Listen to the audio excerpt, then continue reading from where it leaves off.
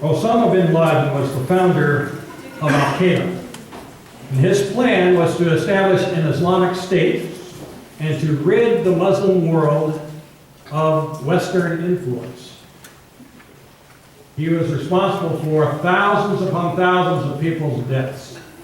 He died in pursuing that plan. He was 53.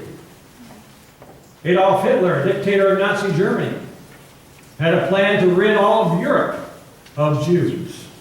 He was responsible for over 6 million deaths of Jews, which was about 2/3 of the European Jewish population. He committed suicide out of fear of being captured by his enemies. He died pursuing his plan. He was 56. Now, there have been many others that are littered through history of pursuing plans that are clearly evil, yet have not succeeded. Why? Because there have been people that have said, we're not going to put up with that evil, and have stood in their way. So what if someone had a plan, a daring plan that dangled on the impossible or seemed impossible, that was good? World peace. That's a pretty good plan, isn't it? Religious liberty for all. Or how about getting rid of poverty? These are pretty noble plans. Yet, we see the people that have these efforts, that some people that have these efforts, have this philosophy. Man created the problem, so man has the solution to the problem. Now that's a problem. We know the biblical record is much different. Man created the problem, and he cannot solve his problems.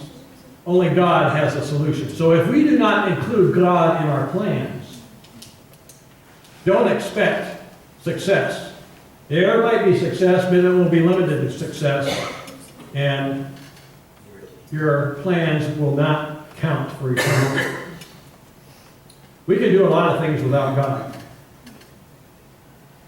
but those things will not last. God has a plan, a daring and bold plan that seems impossible. It involves all the nations of the world. It involves you. It involves me, if we so choose to be a part of it. The plan that God has will not fail. God has a proven track record. We've been studying Exodus on Wednesday nights, and we looked at the story of how God delivered the people of Israel from Egyptian slavery, and how he did it in a miraculous way so that the people understood that this was God that did it, because only God can do these things. Well, that's just not in the Bible. God has a proven track record that's outside the Bible. Did you know that there is an Egyptian papyrus that was discovered in the 19th century? It was in Egyptian hieroglyphics, and it has been translated, and everybody agrees on what that document says.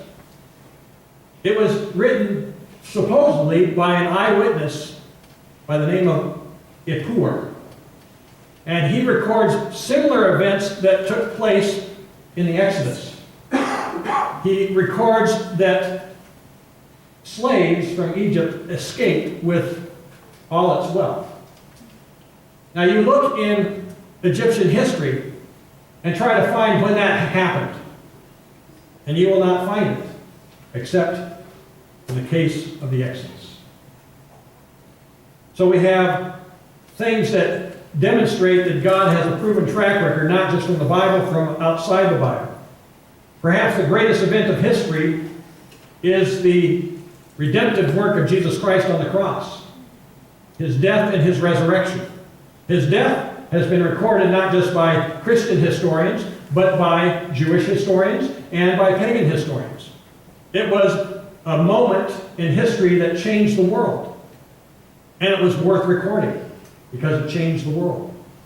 His resurrection is not just recorded in the Bible, but it's recorded outside the Bible by a non-believer. His name is Josephus, a Jewish historian, I've got all his works in my library, and I've given you a reference of his works. We have only about a dozen manuscripts of Josephus' work, but all the manuscripts have it in there. And there's no inkling that it was put in there, it was a part of the manuscript. But he said that Jesus rose on the third day. Now, you might say, well, how can a person who is a Jewish person that is not a Christian record the resurrection and not believe? Well, think about it. How many people are in America that believe in the resurrection but are not true Christians? They have Jesus in their mind, and he's a fact, he's an object of history, but he's not in their hearts. That Christianity is religion and Jesus is the object of that religion, that's not what it's supposed to be. Jesus is to be the object of our love and our devotion. We are to give our life to him. That's what being a Christian means as far as the Bible is concerned. So God has a way of doing things so that when you look at it, you say that's something that God can only do. And God has a plan for the world that will not fail. And he invites freely any and all believers to join him in that work. We don't have to accept our part.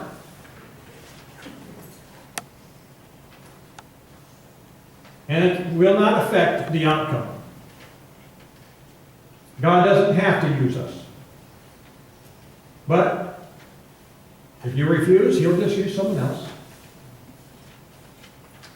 So we see that God will accomplish his plan. We can be a part of it and hurry it on, or we can say, I'm not going to be a part of it, and it might take God a little bit longer to accomplish it. The plan is unfolded in Romans chapter 11. Paul has established in Romans chapter 10 that Jesus is Lord of everyone who calls on him as Lord, regardless of who they are. The Jewish people, for the most part, rejected Jesus as the Christ, their Messiah, their King, and they had resisted him. Really, they had resisted God from the beginning, even after the Exodus. When we were studying our Exodus study, we see that even though the people believed, they resisted God. And it says at the end of chapter 10 that God was stretching his hand out to them and doing everything for them, but they were stubborn and obstinate. God's plan was to use the people of Israel to bring the rest of the world to God. Not in the sense of every single individual, but in the sense of every nation or every kind of people.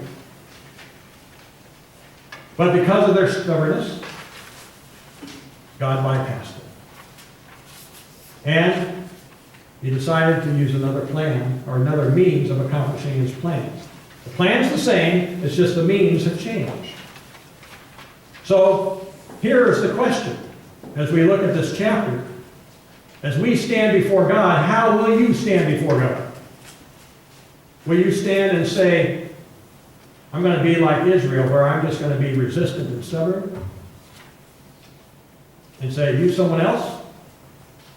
Or am I going to be active and persistent and say, use me, God? And if we do that, we're going to see God do some amazing things through us. So let's look at this unfailing plan. First of all, God is preserving a remnant from Israel, a believing remnant. Jewish people that embrace Jesus as the Christ, the Son of the living God.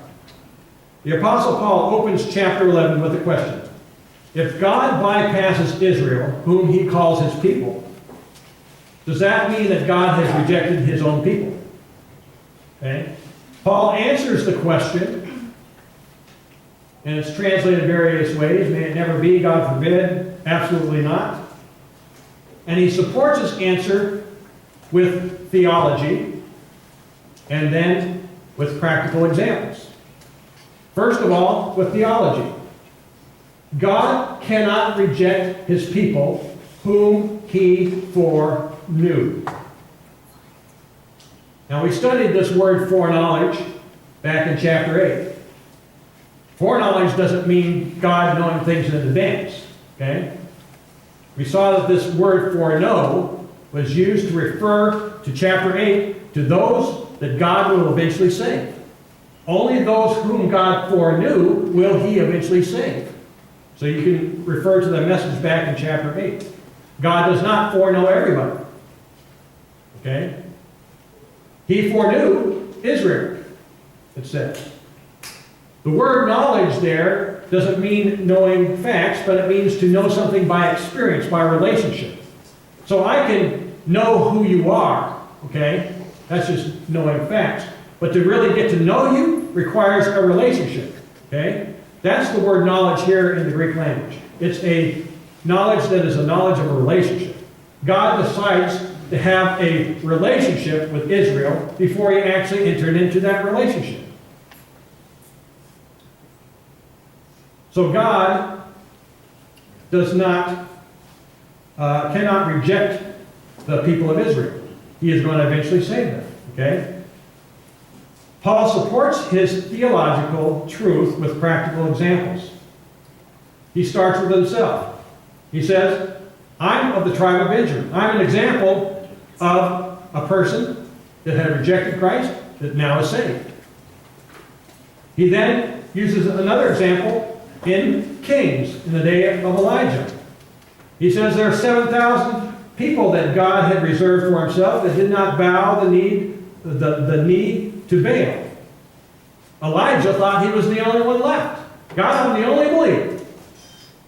And God said, no, there's 7,000 that I have preserved. Finally, Paul ends with the example of the current Jewish population that had embraced Christ in his day. And you can go through history from that time. There has always been a Jewish remnant. God has made it clear there will always be believing Jews. Yes, they're small, but that's part of his plan. If God had rejected his people, there would be no Jewish believers. Because salvation, when it comes down to it, is not man's choice. It is God's choice. Look at what he says in chapter 11, verse 5 and 6. There has also come to be at the present time a remnant according to God's gracious choice. Not to man's choice, but to God's gracious choice. Verse 6, but it is by grace, but if it is by grace, it is no longer on the basis of works. Otherwise, grace is no longer grace. If I can do anything to save myself, then I deserve it. But then salvation would not be by grace. Salvation would be because I deserve it. And that would make it not by grace. Grace is a gift. Salvation is God's choice. Obedience is our choice. Cooperation is our choice. Okay? So here, God, according to his choice, is preserving a Jewish believing remnant. And then he's going to, instead of using the Jewish people to reach the world for Christ, he's changing the means. Okay? Originally, God was going to use the people of Israel. But they became obstinate, he bypassed them, and now he is working to persuade all people groups of the world to come to Christ. And he's doing that through the means of the gospel by anyone, regardless of their background, anyone that's willing to share the gospel.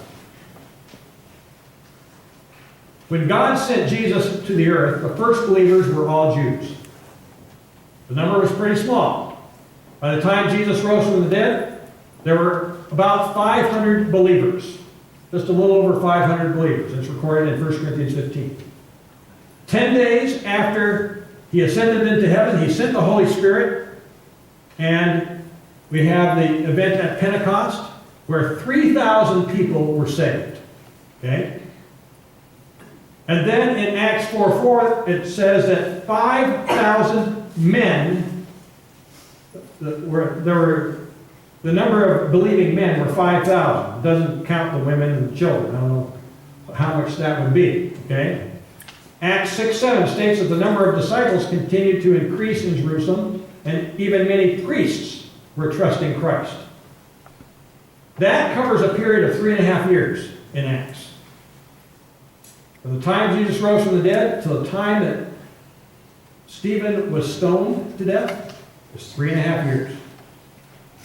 And on the day that Stephen was stoned, Acts 8:1 reads, "On that day a great persecution arose against the church in Jerusalem, and they were all scattered throughout the regions of Judea and Samaria, except the apostles." Now, listen. Who were the persecutors of these Jewish believers? The Jewish religious leaders. They're the ones that persecuted the Jewish Christians. They scattered them. And what did the Jewish believers that were scattered, what did they do after that? They witnessed to the unbelieving world. And it was mainly the Gentile world, the non-Jewish world that they were witnessing to. So, what Jesus told them, you will be my witnesses in Jerusalem, Judea, Samaria, and to the uttermost parts of the earth. That was coming to fulfillment. You read Acts and you see that the Holy Spirit comes to the Jews in Acts chapter 2, comes to the Samaritans in Acts chapter 8, comes to the Gentiles in Acts chapter 10. And it's taking some time to get this gospel to the ends of the earth. A lot of time is spent on getting the gospel out today. We have been trying to do it for over 2,000, well, yeah, not quite 2,000 years. Okay? And so what is happening in this time? Verse 11 says, God is using this process to make Israel jealous.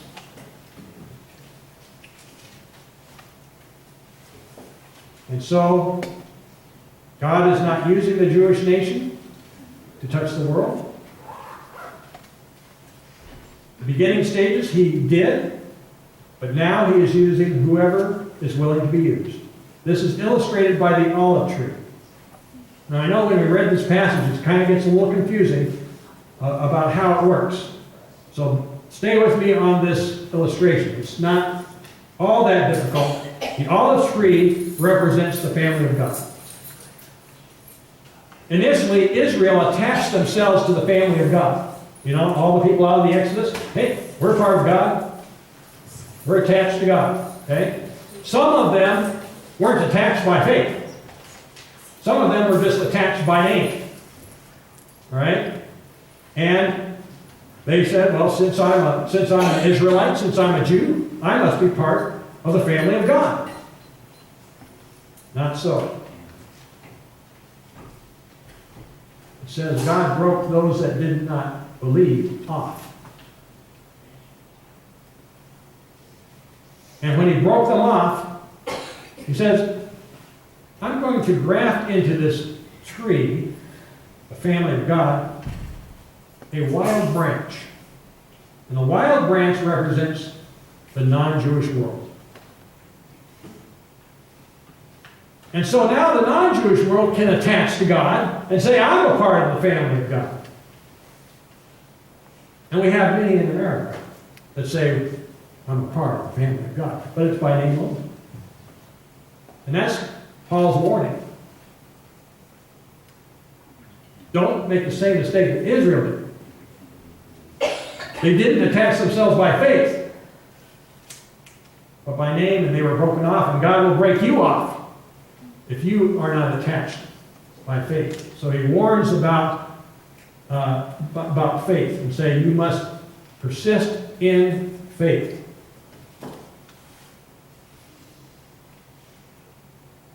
Are you attached to Jesus Christ by name or by faith. Only your life tells the story. Not your words, your life. Anybody can make a claim, but your life is what tells the story. For us who have truly attached ourselves to Christ by faith, are we making ourselves available to be used by Him to fulfill His plan of reaching the world for Jesus Christ? Notice verse 25 reveals the progression of God's unfailing plan. A partial hardening has happened to Israel until the fullness of the Gentiles has come in. Okay, you have these two words, partial and fullness. A partial hardening or blindness has happened to Israel. Not a complete hardening, but a partial hardening. It's going to continue until when? The fullness of the Gentiles has come in. What is the fullness of the Gentiles? It's a picture of God filling up His basket with believers.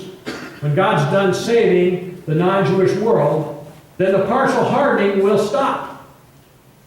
A partial hardening has happened to Israel until the fullness of the Gentiles has come in. Okay? When God is done saving the Gentile world, then we'll see the last part of His plan come to fruition. The basket's not full yet, right? How many people groups out there have yet to hear the gospel of Jesus Christ? According to the Joshua Project, you can see it online. I think I gave you a website. There are 9,700 different people groups in the world. About 4,000 of them, a little under 4,000 of them, have yet to be reached. Okay? Now, they have pretty high standards for what is being reached. If less than 5% of the population is Christian, in the sense of a true Christian, then they are considered unreached. Southern Baptists say 2%. Okay? I don't know what percentage God has in mind. Okay? But the point is, we need to move the gospel to those areas and progress that gospel in those areas that have very little witness or no witness at all. Okay? How long is that going to take? Well, that's up to us. If everybody, every single believer in Jesus Christ was committed and saying, use me, we can have it done in a matter of years. Okay? But not everybody's going to say that, right? Because it's just like Israel. They were obstinate. Okay? And there are some obstinate Christians that say, I just don't want to be used, God. So what do we do? Well, don't look at other people. We need to look at ourselves. God, I want you to use me. That's what we have to start with ourselves. We spend too much time criticizing the church and not enough time looking at ourselves. We need to look at our own church, saying, let's start here. Let's start that everybody here be committed to saying, God, use me however way you decide. And then if we do that, what's going to happen? God's going to do something that will amaze us. Because when God does His work, it's amazing. And we're just the instruments. If we do that, it's going to bring on His plan of reaching the world for Christ that much closer. And then when God is done saving the Gentile world, here's what He's going to do. He's going to produce a faithful Israel. Paul states in verse 25 that once the fullness of the Gentiles comes in, then all of Israel will be saved. When he uses the word Israel, it's clear that he's referring to the physical descendants of Abraham, Isaac, and Jacob. Because, as you read on in verse 28, he states that they are enemies right now from the standpoint of the gospel. So obviously he's talking about physical Israel. But they still are a chosen people, and God cannot go back on his word. Verse 29, the gifts and the calling of God are irrevocable. So let's go back to verse 12. Here's a question. If Israel's transgression of rejecting Christ brought the riches of salvation to the world, how much more would Israel's fulfillment be? What is Israel's fulfillment? It's their salvation. Okay? So the question is, if Israel's transgression of rejecting Christ brought salvation to the world, how much more will Israel's salvation be? What's going to happen? Some pretty great riches are going to happen as a result of this. What are those riches? Verse 15 gives the answer. Look at verse 15.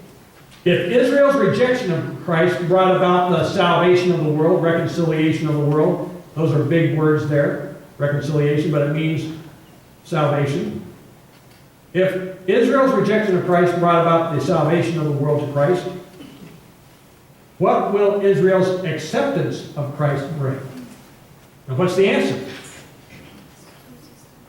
Life from the dead. Now some people say that's just an expression.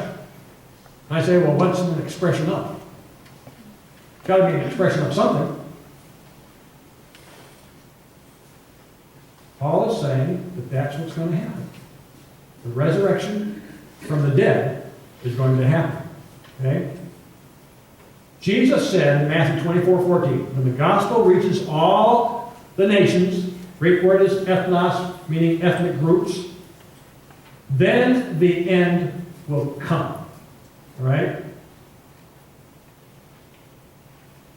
Israel is the last ethnic group to be saved in God's plan. He saves the non-Jewish world first. The partial hardening happens until the fullness of the Gentiles come in. The partial hardening stops. God saves the Jewish people as the last people group. When that happens, now you can read all those verses that have to do with the second coming. Trumpet sounds. The last trumpet sounds. And there's a shout. This is not something that's done in secret. It's something that every eye can see. Revelation 1:7, behold, he is coming in the clouds, and every eye will see him, even those who have pierced him, even his enemies. He will descend from heaven with a shout, with the trump of God, and the dead in Christ, it says, will rise first. Who are the dead in Christ? Those are the believers that had died. Okay? What's rising? Their bodies. When we die as believers, where's our spirit? Spirit's in heaven with Christ. So Christ is coming, and our spirits are coming with him. He takes up our bodies, however decayed, burnt, or whatever remains there are, gathers it up, and makes new bodies out of it. Puts them together with our spirits, and it says we're forever with him. Okay?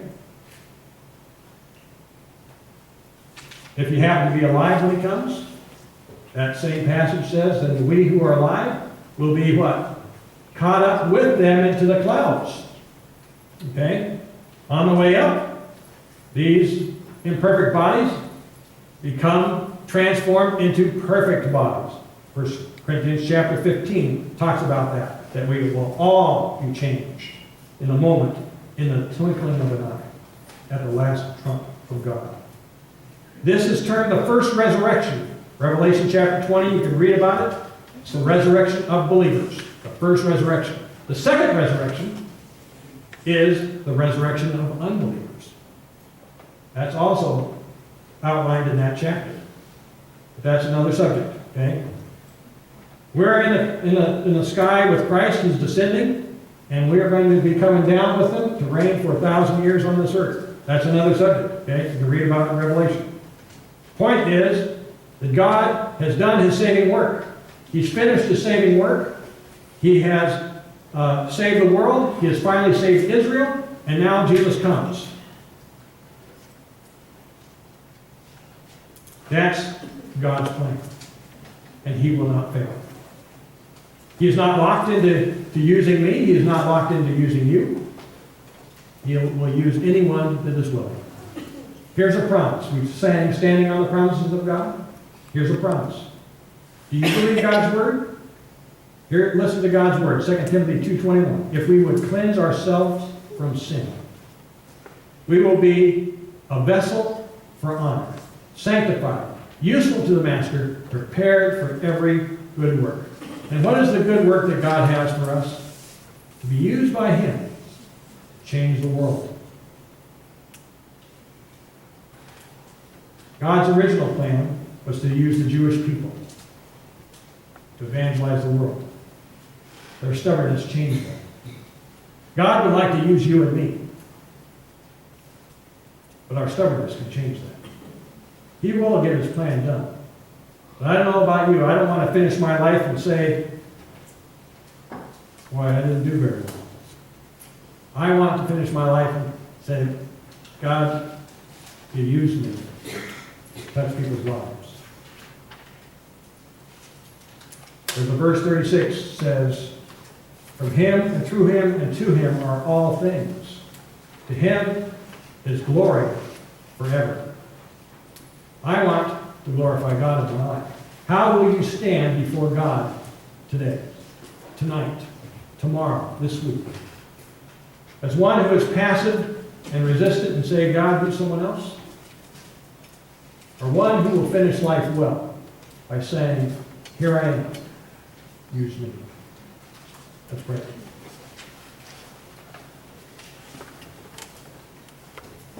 First of all, Lord, we want to thank You that You are God and that You are Savior. That we cannot save anyone. We can't save ourselves. But that's all Your work. Thank You for offering that gift to us and that I have accepted that by faith. And many here have accepted that by faith. We thank You for that gift. And we thank You that it is You that saves other people. And it's not up to us to convince or to make people feel guilty. You do all the work there. We're just Your instruments to communicate who You are and what You've done.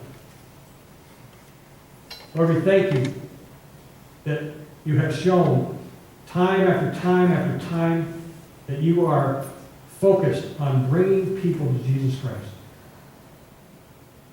We see it in our lives personally. We see it in the life of this church over the years. We see it as testimony throughout the world for missionaries. And even today, reports coming from China of thousands and thousands of people coming to Christ every day, even in the face of persecution. We know Your work and that You are working.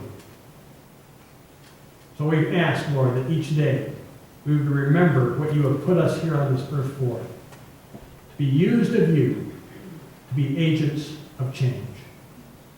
Thank You for giving us purpose, and giving us purpose that's eternal, and that cannot be stopped because it is Your plan. In Jesus' name we pray. Amen.